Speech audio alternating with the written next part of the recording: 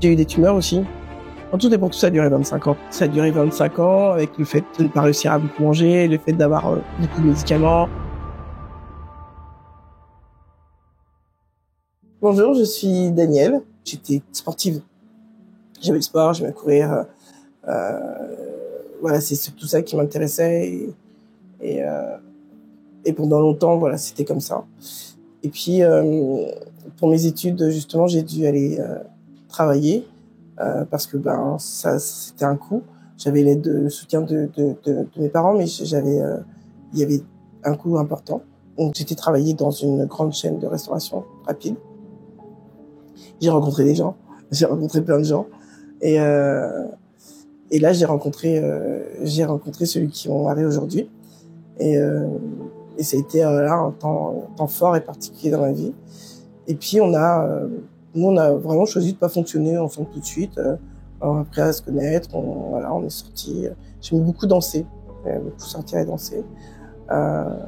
Et puis il y a eu un temps après, une année après, où les choses ont commencé à être un peu différentes. Et c'est pas que ma foi était moindre, mais je pense qu'il y avait tellement de tumulte et de difficultés autour de moi que du coup, voilà, je me suis aussi attachée à mon conjoint, et on a commencé à vivre une vie dans le péché. Mais quand je dis commencer, durer longtemps, parce que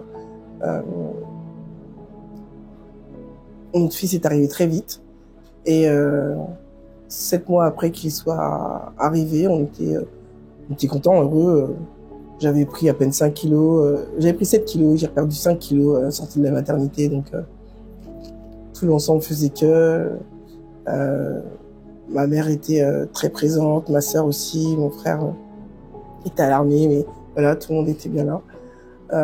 Et en même temps, je travaillais et je courais partout. Je me vois encore là où on habitait, c'était assez vallonné dans cette ville, donc je courais, montais la pente, je redescendais. Voilà. Puis notre fils était gardé, donc on courait pas aller chercher tout ça. Et puis il a eu 7 mois, et petit à petit, un jour dans ce restaurant, j'ai glissé, je suis tombée. Ça, c'était juste avant sa naissance.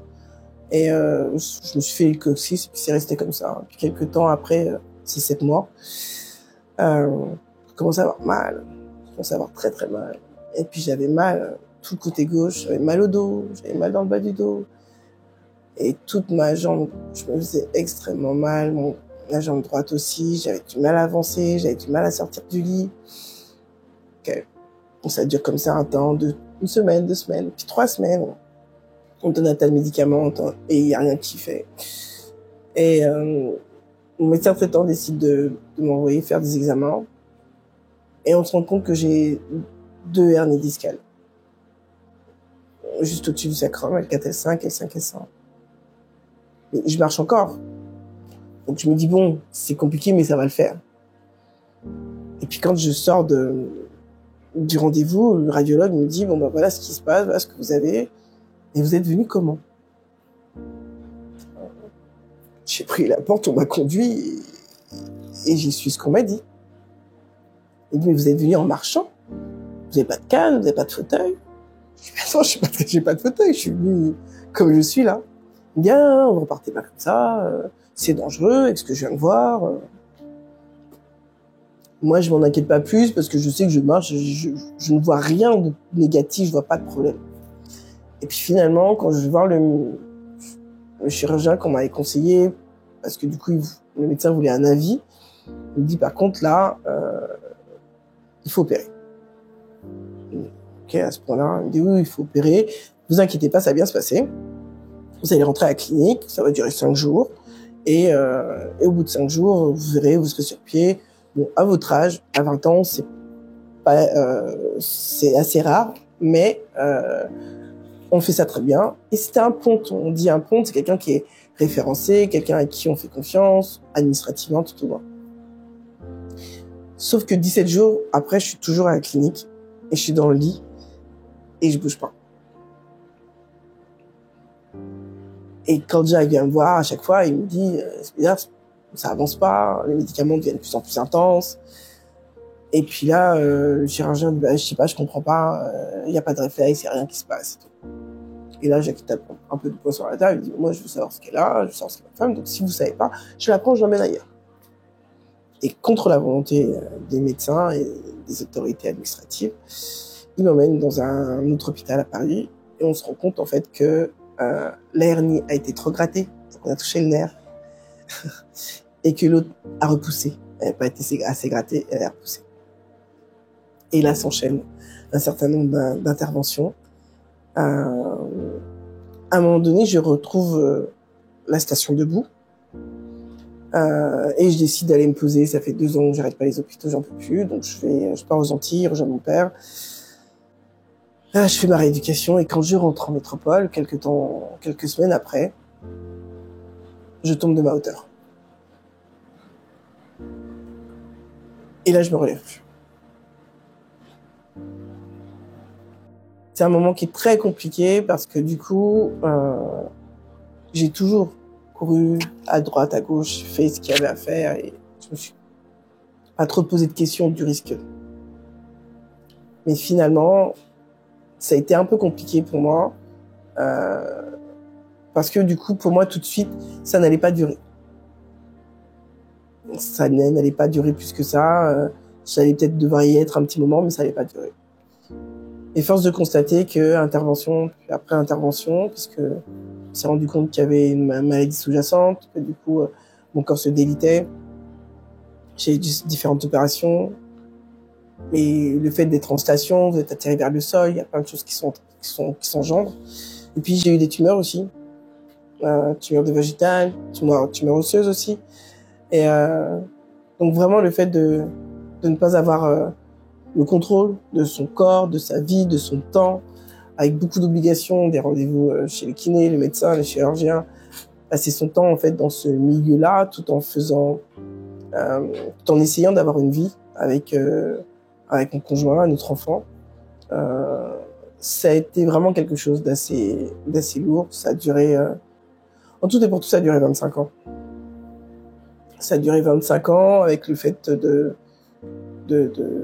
ne pas réussir à beaucoup manger, le fait d'avoir beaucoup de médicaments, le fait de tout ce qui va avec, le fait de rendre, le fait de ne pas pouvoir aller chez les amis facilement parce que du coup, il fauteuil ça prend de la place, ou bien de réussir à y aller, mais d'être coincé dans un espace parce que du coup, on peut pas circuler dans tous les appartements en fauteuil, c'est très compliqué. Et vraiment, c'était pas évident, mais j'ai toujours eu une grâce, c'était d'avoir toujours des gens autour de moi qui priaient pour moi et certaines personnes qui ne me regardaient pas ou me limitaient pas à ce siège roulant qui me permettait de me déplacer. Des gens qui m'ont aimé pour qui je suis, qui m'ont aimé en cherchant à savoir qui je suis, ce que je pouvais être et ce que je pouvais avoir moi aussi à partager. Et ça m'a permis aussi de tenir aussi, de garder la tête hors de l'eau. Mais vraiment, le Seigneur, plus d'une fois, est venu me sauver dans des situations où vraiment ma vie était en jeu. Et puis, il y a eu ce temps où je me sentais à bout de force, encore une énième intervention était prévue et moi, je la sentais pas du tout. Il y en a que je n'ai pas senti, finalement, j'y étais, mais là, je la sentais pas et je voulais vraiment plus me faire opérer. Ça faisait 25 ans, notre fils avait 25 ans et je me demandais, Seigneur, mais vraiment, là, Seigneur, je te demande, je crois en toi, je sais que tu m'aimes et tu sais que je t'aime, Seigneur, mais je ne sais pas, peut-être que c'est moi qui ne sais pas comment faire. Et peut-être que c'est moi qui n'ai pas la bonne attitude envers toi et je te demande pardon, mais là, je veux comprendre. Là, je veux voir, je veux savoir, je veux palper.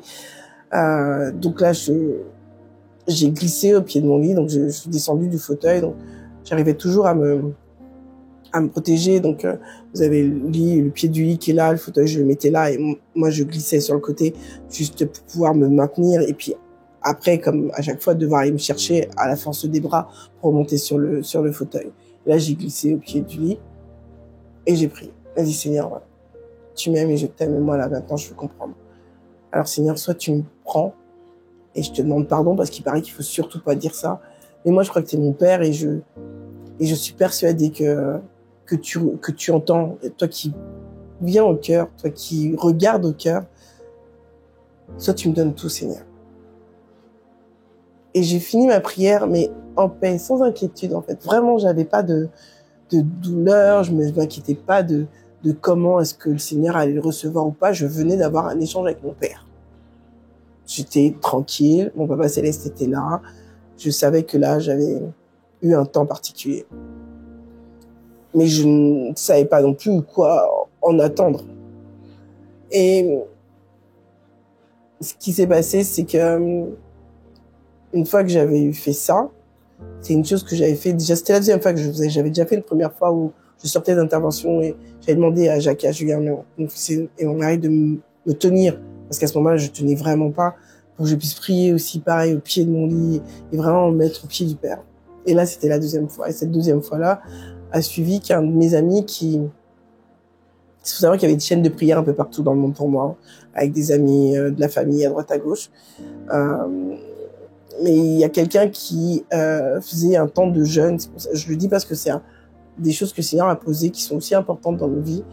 Et il avait un temps de jeûne hebdomadaire. Et là, lui, il habite à 100 km de chez moi. Et là, il m'avait à cœur, mais quelque chose de fort. Et lui, quand il était en jeûne, il reste chez lui, c'est tout. Et ce jour-là, pour lui, c'était un temps différent. Il m'appelle, il me dit, oui, bon, bah, écoute, j'aimerais bien passer te voir et tout. Okay. Finalement, il vient vraiment. Mais je le préviens, je suis pas bien. Je suis pas en état de discuter, de dialoguer forcément. Je me sens pas très bien, j'ai mal partout. Mais quand je dis j'ai mal partout, il faut comprendre que tout mon côté gauche, en fait, je ne sentais rien. C'était vraiment le fait d'être sur la position du fauteuil. C'était vraiment le fait d'être fatigué, d'avoir la tête parfois, les médicaments, tout ça. Je veux dire, c'était dans ce sens-là. Parce que vraiment, je pouvais pas rester, je pouvais pas tenir debout, en fait. Tout le travail était là. Et comme je n'avais pas de force, ni de poids, j'avais pas de muscles. Donc, du coup, c'était vraiment compliqué. Et vraiment, j'étais voilà, sur moi. C'était un peu compliqué. Et il est venu. Et il a prié pour moi. Et dans sa prière, il fait monter que je dois faire un jeûne de 41 jours. Et là, je vous dis, je me suis pas posé de questions, je me suis pas demandé pourquoi, comment. En fait, dans mon cœur, à cet instant-là, il s'est passé quelque chose qui faisait que c'était la réponse à ma prière. Je n'ai pas demandé au Seigneur que je puisse marcher. Je voulais comprendre ce que le Seigneur attendait de moi, que je n'arrivais pas à mettre en lumière. Je voulais savoir ce qu'il voulait que je puisse faire et être. Et en ça, j'avais pas particulièrement d'attente. C'était juste difficile de vivre, d'avoir le sentiment de vivre en dehors et de pas savoir à quoi je servais au final, pour être sincère. C'était peut-être ça le plus compliqué. Et quand il a fait monter cette prière et que j'ai ressenti ça, il a fini de prier, il est parti. On n'a trop rien dit. J'en ai parlé à mon mari. Et du coup, il m'a dit, je suis avec toi. Donc j'ai prévenu tout le monde. J'ai prévenu ma famille, les amis. J'ai coupé la télé. J'ai coupé le téléphone. J'ai arrêté d'utiliser l'ordinateur. Parce qu'il faut savoir que moi, là, en ce moment, je suis à la campagne, mais quand je suis tombée malade, j'étais en ville. Et franchement, c'était pratique de fonctionner avec l'ordinateur parce que du coup, quand tu peux pas trop te déplacer, c'est un peu le copain, quoi. Et donc, du coup, j'utilisais beaucoup. Donc, j'ai tout coupé. Et j'ai pris un carnet et ma Bible. Au départ, je pensais qu'un carnet allait suffire. Finalement, j'en ai écrit 4. Et j'ai fait ce jeûne. Alors, pour chacun, en fait, on se pose la question de savoir comment est-ce que ça a été la gestion alimentaire. Je vous dirais simplement qu'elle est fonctionnelle à chacun. Moi, je sais ce que le Seigneur m'a donné. C'était pas beaucoup, mais c'était ce qui était nécessaire parce que, en fait, j'ai vraiment été remplie par le Seigneur. Les 3 premiers jours, j'ai pleuré. Mais j'ai pleuré. Pleuré, mais je me suis, j'ai vraiment beaucoup pleuré. Énormément de larmes. Et puis, petit à petit, le Seigneur est venu à me parler, à me rassurer, à me réconforter. Vraiment, je me suis sentie dans ses bras. J'ai vraiment eu des moments très durs où j'ai revu des situations, des choses qui m'avaient blessée, ou bien où je m'étais pas sentie à ma place, ou quand justement, quand on a eu notre enfant, où j'étais targuée de traîner parce que du coup on n'était pas mariés et on estimait que voilà, une jeune fille qui est dans l'église, qui a un enfant, même si j'étais avec le père de l'enfant, mais j'étais dans le péché. Donc du coup on me l'a bien imposé, on m'a bien appuyé. Mais étrangement, moi qui fais attention et qui suis assez touchée par ce que les gens peuvent penser, j'étais pas plus gênée que ça en fait, pas parce que je m'en fichais, mais parce que juste je l'avais remis au Seigneur tout ça et je savais que il faudrait mettre de l'ordre à un moment donné, mais je voulais pas cette condamnation qu'on posait sur moi. Et donc du coup, ce jeûne il a duré 6 semaines, mais 41 jours pleins. Et je vous assure que je savais pas pourquoi 41. Je l'ai appris plus tard. Parce que 41, on trouve pas dans la Bible. Mais bon, Seigneur m'a fait grâce et du coup, il a séché mes larmes. Mais vraiment. Il m'a fait grâce. Sa paix est venue se poser. J'ai écrit, j'ai lu, il est vraiment venu me chercher, m'a vraiment pris avec lui. Et je suis sortie de ce jeûne dans un état de joie, de plénitude, d'amour qui m'a porté même jusqu'à aujourd'hui. Et durant ce jeûne, il m'a donné 3 choses. La première, c'est 1 Jean 4,16, où il nous dit Dieu est amour et il demeure. Pendant ces 25 ans, le Seigneur, il m'a pas oublié. Pendant ces 25 ans, il m'a fait vivre des choses, il m'a fait rencontrer des gens, il m'a fait moi-même. Je me rendais pas forcément compte de tout ce que je vivais, mais durant ce jeûne, j'ai pu voir des choses. Il m'a montré des choses qui faisaient qu'il avait été là. Il avait toujours été là. Et même si je le disais, je le priais pour, mais là, je sentais ces images, cette vision qu'il me donnait, où il montrait tout ce qui avait été. La deuxième des choses, c'est si tu vois le noir, c'est que la lumière de Dieu brille. En fait, tu peux être dans un espace où il n'y a pas de lumière.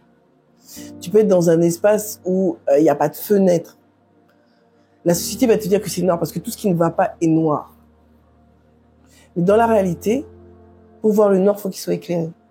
Parce que cette pièce dans laquelle tu es, où il n'y a pas de lumière d'après toi, elle peut être rose fluo.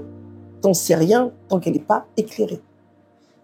Eh bien, le noir des situations que l'on vit, on a toujours le sentiment que c'est de la faute d'eux. Mais en fait, si elles sont là, c'est pour nous attacher au Seigneur. Et véritablement, ces 25 ans où j'ai souffert. J'ai vraiment souffert dans mon corps, dans mon cœur, dans mon âme parfois. Le Seigneur a toujours été là et présent. Et aujourd'hui, je glorifie son nom. Pas parce que c'est facile, au contraire. Mais parce que il a prévu et il prévoit toujours les choses pour chacun d'entre nous. Et c'est lui la solution. C'est lui qui éclaire, c'est lui la lumière du monde. Et en ça, si tu vois le noir, c'est que la lumière de Dieu brille. C'est que les situations qui se présentent, en fait, le Seigneur les connaît et il les a déjà solutionnées. Même si tu ne le vois pas sur le moment, mais lui, il les a déjà solutionnées. Et la troisième chose, c'était le pardon. Le Seigneur m'a dit que le pardon, vraiment, c'est un processus. C'est pas juste je t'aime, je te pardonne, on se pardonne, tout va bien. La première des choses, il m'a dit, mais Daniel, pardonne à ceux qui t'ont blessé. T'as beau la garder, même si tu crois que c'est plus ou moins passé, mais en fait, ça revient, c'est pas une bonne chose. Pardonne. Demande pardon à qui t'a blessé. Des fois, un regard, une pensée. Ça seulement, déjà, c'est dangereux. Demande-moi pardon à moi, ton Père. Parce que nombre de fois, le Seigneur m'a parlé, m'a envoyé des choses et soit je n'y ai pas accédé, soit je n'ai pas obéi, soit je comprenais même pas que c'était lui. Et ça aurait pu changer pas mal de choses. La quatrième, c'est pardonne-toi. La culpabilité m'a beaucoup rongé. Le fait d'être souvent à l'hôpital, voir mon fils grandir loin de moi, mon mari. On a pu dire tellement de choses. Et la dernière, la cinquième, c'est reçois mon pardon. Oui, on dit tous, oui, le Seigneur nous a pardonné. Mais vraiment, recevoir le pardon de Dieu, c'est vraiment un processus. Et c'est quelque chose qui sauve. Et donc voilà, en fait, comment j'ai pu arriver jusque-là. J'ai fini mon jeûne. J'ai fini mes 6 semaines. Et je suis contente, heureuse, bénie, parce que j'ai vraiment la paix. Et je suis pas debout. Hein. Je suis pas debout. Mais je sais que le Seigneur a prévu quelque chose pour moi. Je suis en paix dans cette idée où je suis heureuse. Je sais pourquoi je suis là. Je suis heureuse d'être là parce que le Seigneur m'a choisi. Et ça, c'est quelque chose que je n'avais pas forcément notion. Tout le monde était plus important que moi. Et donc, du coup, c'était aussi pour le Seigneur, je pense, une façon de pouvoir me remettre à ma place, que moi, il m'avait moi-même choisi. Et ça, c'était quelque chose qui a changé la donne, en fait, dans ma vie. Il y a eu un avant et un après, où j'apprends que le Seigneur m'a créé, qu'il m'a choisi pour qui je suis, et qui m'a fait de sorte à ce que je puisse, moi aussi, partager son amour et glorifier son nom.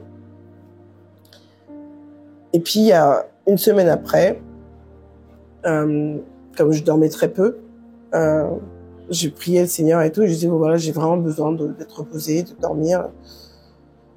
Je mangeais peu et je dormais peu. Et puis, voilà, cette nuit-là, je vais me coucher au milieu de la nuit, un peu comme d'habitude. Et je prépare mon injection, donc je prends ma seringue, je prends mon ampoule et je prépare ma morphine. Et je reçois, en fait, et je prépare aussi mes comprimés d'abord. Et quand je fais ma morphine, et quand je prépare mes comprimés, je reçois, c'est le dernier que tu prends. C'était un vendredi. Samedi matin, je sors du lit et je vais, prépare, et puis je viens pour prendre mes médicaments, je fais mon injection, je prépare ma poignée de comprimés. Et là, mais en fait, hier soir, c'était la dernière fois que tu les prenais. Et une autre fois dans mon cœur, il y a ces 6 semaines qui repassent. En fait, t'as voulu que le Seigneur te parle, t'as voulu comprendre, savoir. Alors ok, Seigneur, je te fais confiance. Mais pour être sincère, je me disais aussi que j'avais encore la morphine, donc ça serait peut-être moindre, mais bon, voilà, ça allait tempérer les douleurs et pouvoir me permettre d'actionner la journée. Donc j'ai pas pris les comprimés. Et j'ai fait toute la semaine comme ça, sans les comprimés, rien qu'avec la morphine. Une semaine après, le vendredi d'après, rebelote, en pleine nuit, je prépare ma morphine, je la fais, et avant de me piquer, c'est la dernière fois. Et je dis, c'est bien. Bon, j'ai fait ces 6 semaines, je me suis donné à toi complètement, alors j'y crois en toi.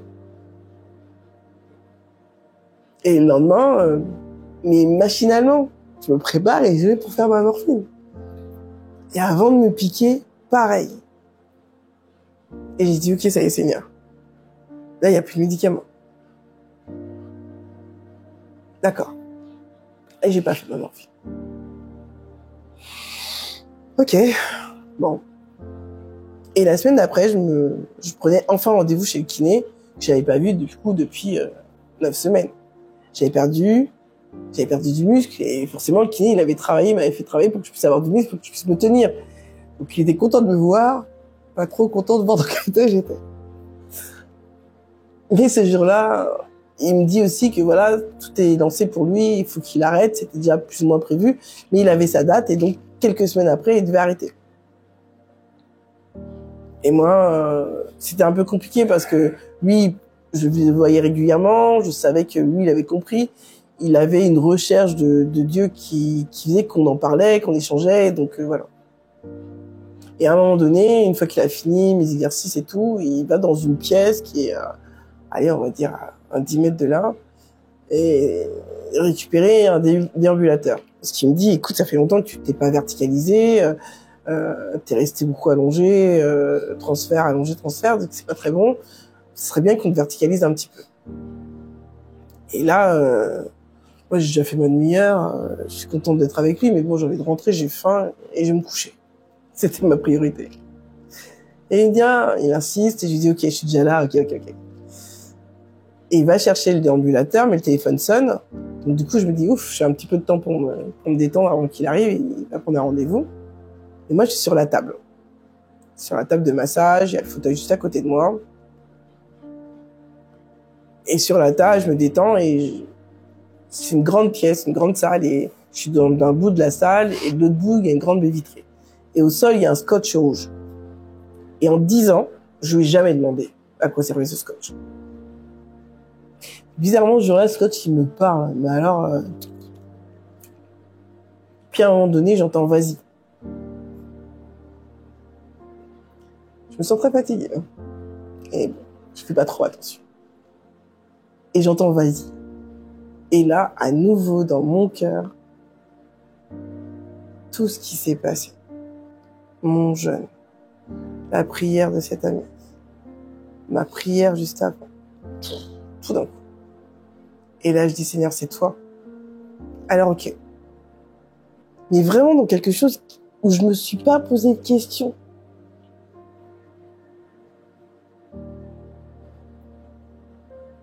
Et je me vois, je me redresse. Je me retrouve assise sur la table. Je sais pas trop ce qui va se passer. Mais je sais que c'est le Seigneur qui me parle, donc je me redresse. En fait, les tables, elles sont assez hautes. Et à un moment donné, je suis sur le bord et je tiens et je viens pour glisser. Mais comme je disais, j'avais pas la sensation du côté gauche. Moi, la sensation du sol, je l'ai perdue depuis longtemps.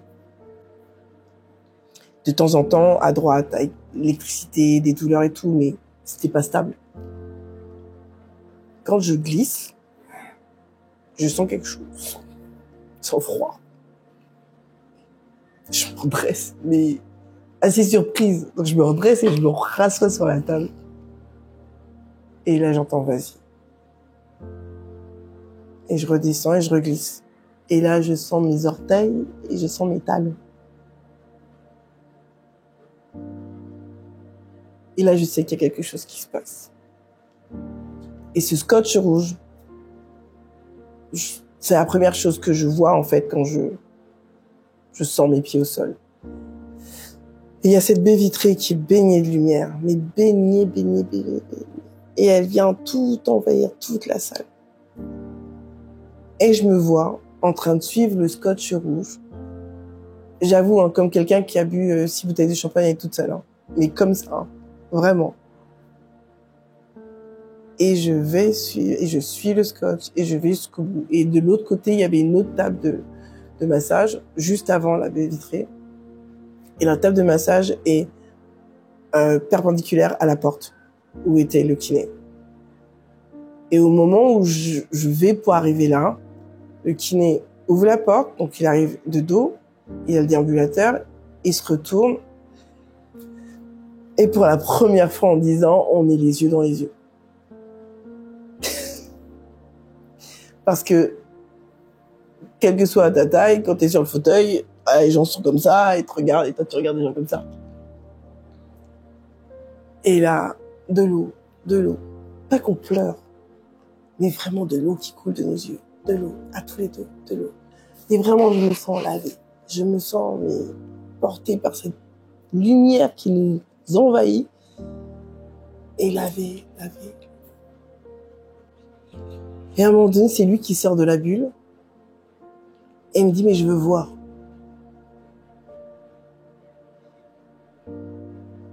Et à chaque fois, ça me fait la même émotion. Je me retourne, en fait, pour aller vers, et je vois en face le fauteuil qui est vide. Et là, je dis gloire au Seigneur. Je lui dis. Hein. Et je refais le chemin, dans le même état, jusqu'au fauteuil. Et là, je m'avachis sur le fauteuil, vidé, mais rempli. Et lui, tout de suite, il m'a dit, je viens de voir un miracle. Et là, ça y est, c'était posé. L'action de l'Éternel était posée sur ma vie, ça y est, c'était fait, en fait, c'était... Il avait prévu quelque chose, je ne savais pas quoi, mais ça y est, le mouvement était lancé. Non pas qu'il avait jamais rien fait auparavant, c'est pas ça. C'est que vraiment là, même pour mon kiné, déjà, c'était déjà quelque chose. Lui, elle est arrêtée. il cherchait, il avait une spiritualité, le bouddhisme, autre, machin, des choses qui faisaient que, mais qui nous faisaient parler de cette réalité que Dieu est au-dessus. Et lui, il partait et il posait qu'un miracle venait d'être fait devant lui.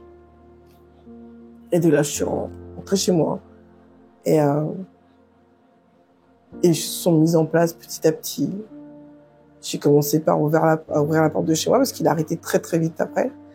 Et à faire 2 pas, revenir, 3 pas, aller jusqu'au portail, sortir.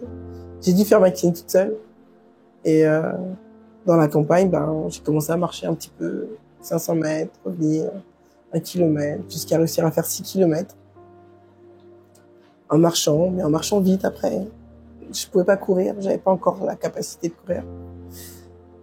Mais voilà, le Seigneur a permis que voilà, je puisse vivre ce temps où il me permettait de vivre quelque chose que je n'imaginais plus. Et la grâce, elle va jusqu'à ce que le Seigneur puisse être dans sa splendeur, me montrer qu'il avait déjà prévu pour moi. Puisqu'après, je me suis petit à petit demandé, en fait, qu'est-ce que le Seigneur attendait encore vraiment, parce que, ça y est, j'étais debout, mais j'avais 25 ans de trous dans la société et autres. Et donc, comment est-ce que je pouvais le servir? Et il m'a amené à revenir à mes premiers amours et je me suis remise à la peinture. Pour dire que vraiment, le Seigneur, en fait, il prévoit. Et aujourd'hui, j'ai ouvert une entreprise et je suis artiste peintre où, à travers mes toiles, en fait, je partage l'amour du Seigneur afin qu'on puisse vraiment profiter de le vivre dans nos intérieurs, de nos intérieurs. Et voilà, le Seigneur est grand et bon et il nous fait grâce et je pense que voilà, on vit tous des miracles.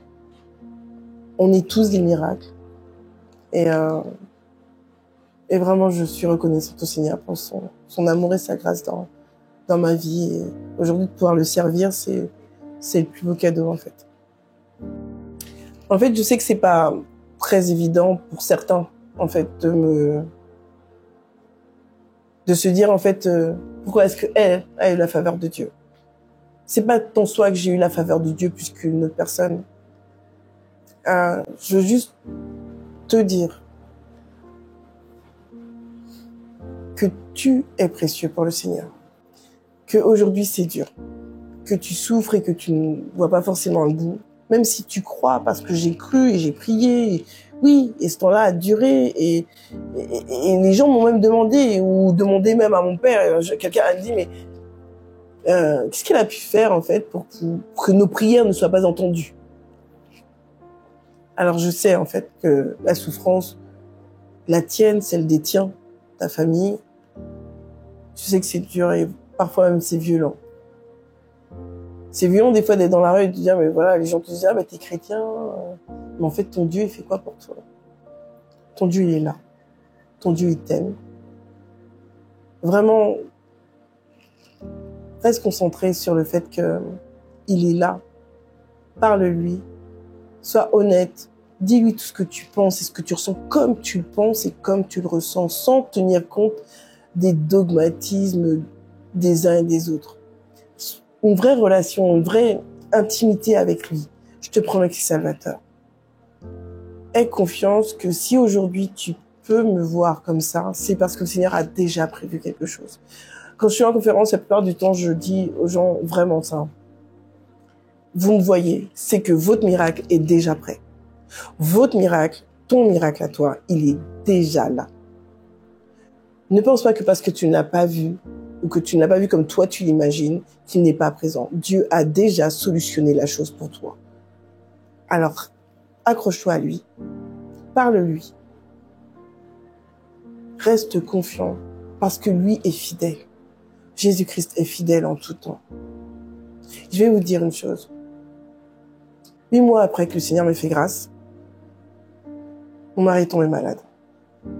Il est tombé gravement malade. Il attend aujourd'hui une greffe de rein depuis 4 mois et demi, du coup, puisque moi, maintenant, ça va faire 5 ans que j'ai été guéri. Oh, ma pauvre, m'a-t-on dit. Bien, qu'est-ce que vous avez fait pour avoir autant de choses à gérer et supporter? Moi, je vais vous dire. Il est en dialyse à la maison. Et c'est difficile. Et il souffre aussi. Mais il y a une chose qui est sûre, c'est qu'on est persuadé que le Seigneur ne limite pas ses miracles pour ses enfants. On ne sait pas comment ça va se passer, mais on croit que le Seigneur a déjà prévu quelque chose. Dans toute cette turpitude, dans toutes ces situations qui semblent s'accumuler, Dieu est là. Dieu est vraiment là. Il ne t'oublie pas. Et il ne nous oublie pas nous-mêmes. Parce que mon mari va recevoir. Et moi, je vais pouvoir aussi palper le fait d'avoir la possibilité de fonctionner en dehors de la maladie. Parce qu'on sait que la maladie n'est pas de Dieu. Alors, sincèrement, il y a une chose que j'ai arrêté de faire. Je ne dis plus mon asthme. C'est pas à moi. Ce n'est pas à moi, par exemple. Il n'y a rien de ce qui est maladie qui est à nous. J'ai de l'asthme, ok, ça partira. Parce que j'en ai besoin, j'ai besoin de ce souffle. Et le Seigneur, il remplit nos poumons, il remplit notre cœur. Et il vient vraiment nous chercher. Ce n'est pas ta maladie, c'est une maladie. Mais le Seigneur l'a déjà combattu et tu es déjà victorieux. Crois-le, comme il nous le dit. Crois-le et tu seras sauvé. Il y a une chose que mon fils disait, c'était quand le Seigneur m'a fait grâce et que j'étais debout, il disait, mais pourquoi les gens ils sont surpris là comme ça? Tu as toujours dit que tu en marcherais. Je t'assure. Même les moments où j'ai vraiment souffert, j'ai vraiment demandé au Seigneur, hein, moi quand tu me remets debout, si c'est ta volonté que tu me remets debout, remets-moi debout sur mes talons. Hein. Moi je veux pouvoir marcher, proclamer, et il m'a remise debout sur mes talons. Crois que le Seigneur a déjà mis en place. Aujourd'hui, je marche, j'avance, je peins, je veux partager son amour. La plupart de mon travail est signé « Dieu est amour » avec la référence d'un Jean 4,16 parce qu'il est concret, parce qu'il est vrai, parce qu'il est pour toi. Il est amour et il demeure. 1 Jean 4,8 te dit « Il est amour ». Mais Dieu a prévu ces situations-là et il a assuré la chose. Il nous a dit 1 Jean 4,16, Dieu est amour et il demeure. Il reste éternellement l'alpha et l'oméga. Sois richement béni. Amen.